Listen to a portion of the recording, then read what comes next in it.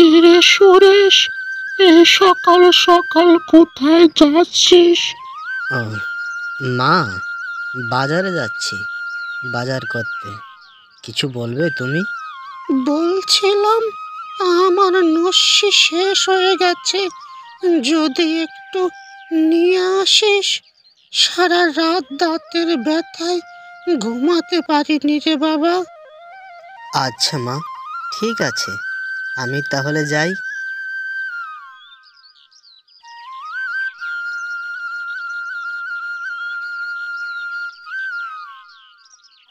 আমার হয়েছে পোড়া কপাল, যার বাড়িতে দুটো জোয়ান বউ, সে বাড়িতে আমি সকালবেলায় এক কাপ চাও পাই না।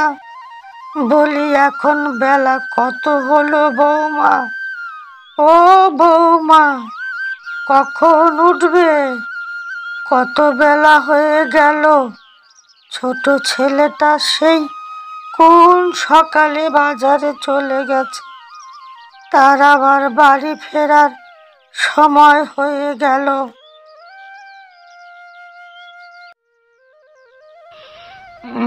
কত বেলা হয়ে গেছে। হ্যাঁ গো বৌমা, অনেক বেলা হয়ে গেছে। তুমি আর একটু দেরি করে উঠলেই তো পারতে। কাল রাতে এক ফোঁটা ঘুমাতে পারিনি মা, মাথাটা খুব ব্যথা করছিল। বেশ, তাহলে এখন আর একটু ঘুমিয়ে নাও। তোমার স্বামী তো বাজারে চলেই গেল। তাহলে তো খুব ভালো হয় মা, আমি আর একটু ঘুমিয়ে নি। আপনি এক কাজ করেন মা, সকালের জল খাবারটা আপনার বড় বড় কাছ থেকেই খেয়ে নেবেন, কেমন?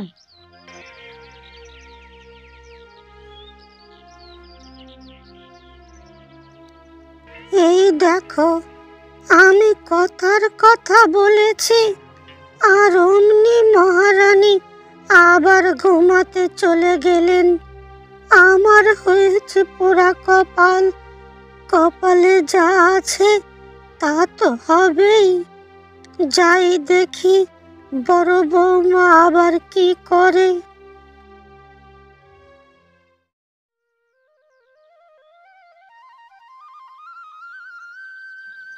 বড় বৌমা, ও বড় বৌমা, কি করছো?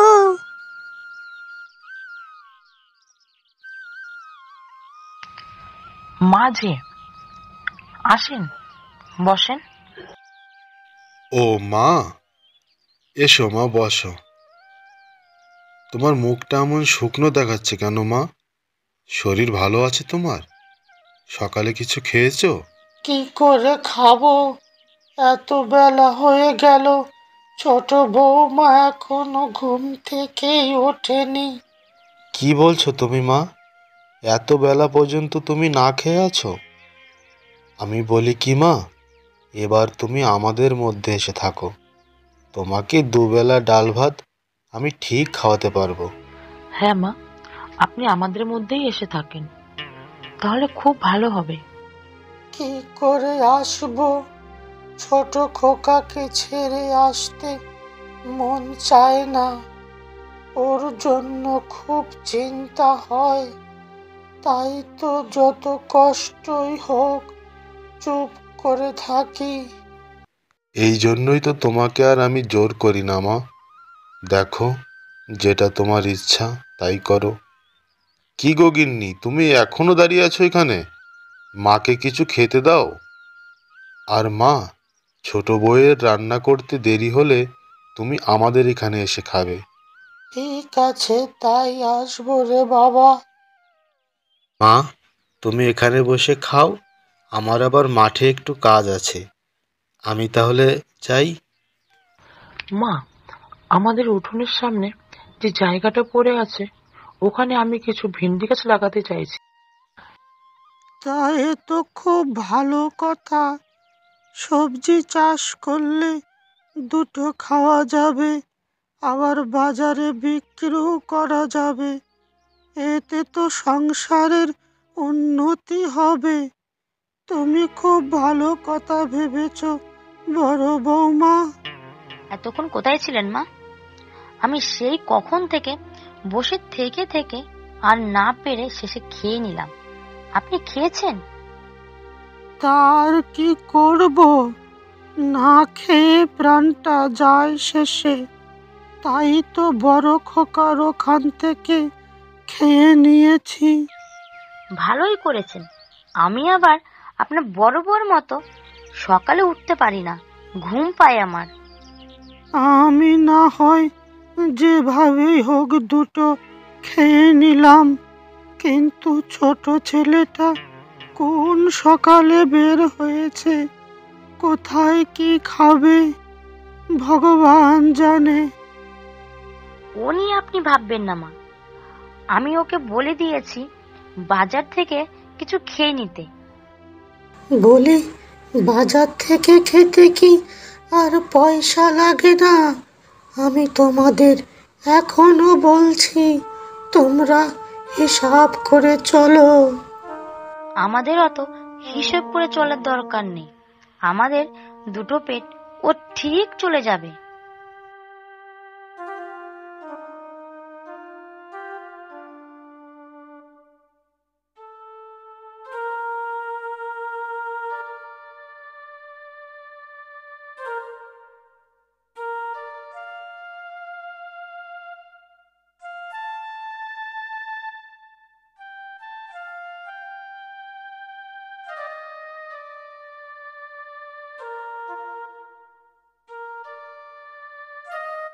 তা দিদি, দাদা তো কত কাজ করে, তাও কি তোমাদের হয় না?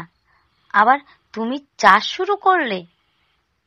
না, ভাবলাম বাড়িতে দুটো গাছ লাগালে সংসারের কাজে লাগবে, আর জায়গাটা তো এমনিতেই পড়ে আছে, তাই করে ভেন্ডি গাছ লাগাচ্ছি। দেখেছো ছোট বৌমা, ফাঁকা জায়গাটা পড়েছিল, কেমন কাজে লাগিয়ে দিল বুদ্ধি করে বড় বৌমা। কি ভেবেছেন আমি পারি না? তুমি দেখে নিও দিদি, তোমার থেকেও ভালো ভেন্ডি গাছ লাগাবো, আর তোমার থেকেও বেশি ভেন্ডি ধরবে। আচ্ছা ঠিক আছে, দেখা যাবে কার গাছে কত ভেন্ডি ধরে।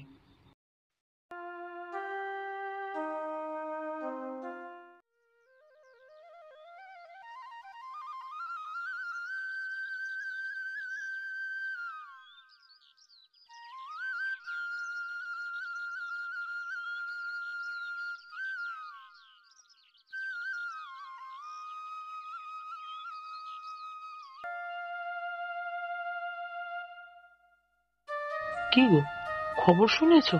তোমার ভাইয়ের নাকি 1 সপ্তাহ ধরে জ্বর। কত ডাক্তার দেখাচ্ছে, কত টাকা খরচ হয়ে গেল, তবুও নাকি জ্বর কমছে না। কি বলছো? আমি তো জানি না কিছুই। জানবো কি করে? তোমার ভাইয়ের বউ তো আমার সাথে ঠিক করে কথাই বলে না, এতই তার অহংকার। মা আজকে বললো আমার কাছে, তাই তো জানতে পারলাম। চলো তো, ভাইটাকে একবার দেখে আসি, কি জানি কি অবস্থায় আছে এখন।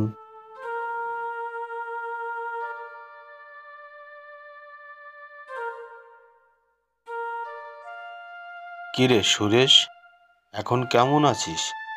জ্বর কি একটু কমেছে? কে দাদা এসেছো? না দাদা, এখনো অনেক জ্বর, তার সঙ্গে মাথায় খুব যন্ত্রণা হচ্ছে।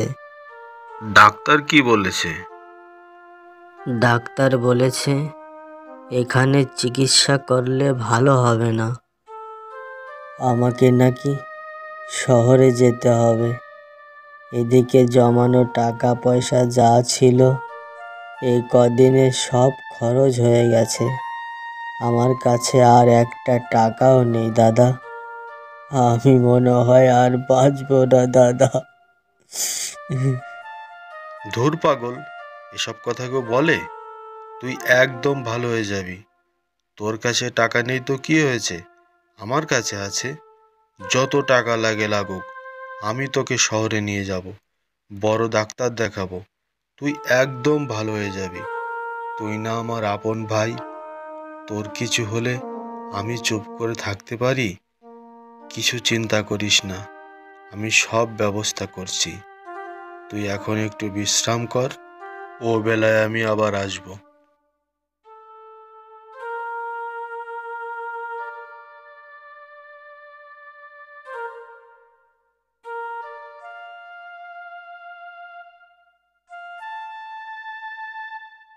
কি রে ছোট, এত ভেন্ডি তুলে কি করবি?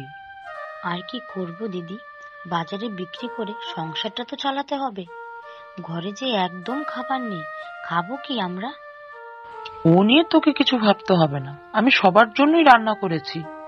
আমাকে তুমি ক্ষমা করে দাও দিদি, আমি তোমার সাথে কত খারাপ ব্যবহার করেছি, আর তুমি আমাকে এত আপন মনে করো। আর কাঁদিস না, আমি তো তোকে আমার ছোট বোনের মতোই দেখি। হে ভগবান, আজ কত ভালোই না লাগছে আমার তোমাদের দুই বউয়ের মিল দেখে। আমি বলি কি বড় বৌমা, তোমরা আবার সকলে একসাথে মিলেমিশে থাকো। একসাথে থাকাটা যে কত আনন্দের সে তো বুঝতেই পারছো এখন। আমি মরে যাওয়ার আগে তোমাদের যদি একসাথে দেখে যেতে পারতাম, তাহলে আমি মরেও শান্তি পেতাম। আমি মরেও শান্তি পেতাম। আচ্ছা মা, তাই হবে, আপনি যেমনটি চাইছেন। কি বলিস রে ছোট? হ্যাঁ দিদি, আমরা দুজনে আগের মতো মিলেমিশে একসাথে কাজ করব। মাকে আর কোনো কাজ করতে হবে না।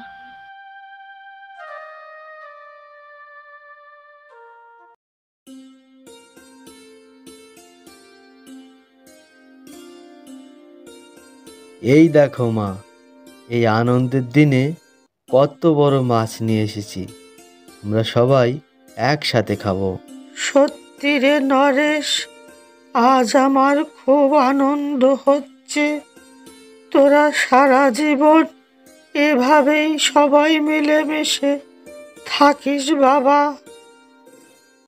ওই দেখো, সুরেশ আবার বাইরে বেরিয়ে এসেছে। তোর না গায়ে জ্বর? যা, শুয়ে পড় এখনই। তোমাদের সবার আনন্দ করতে দেখে আমি আর ঘরে থাকতে পারলাম না দাদা। এবার আমি মনে হয় সত্যি সেরে উঠব, আবার আগেকার মতো দুই ভাই মিলে ব্যবসা শুরু করব। হ্যাঁ রে ভাই, তাই হবে।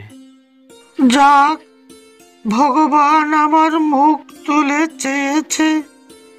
জীবনের শেষ কটা দিন এভাবেই আনন্দে কাটাবো।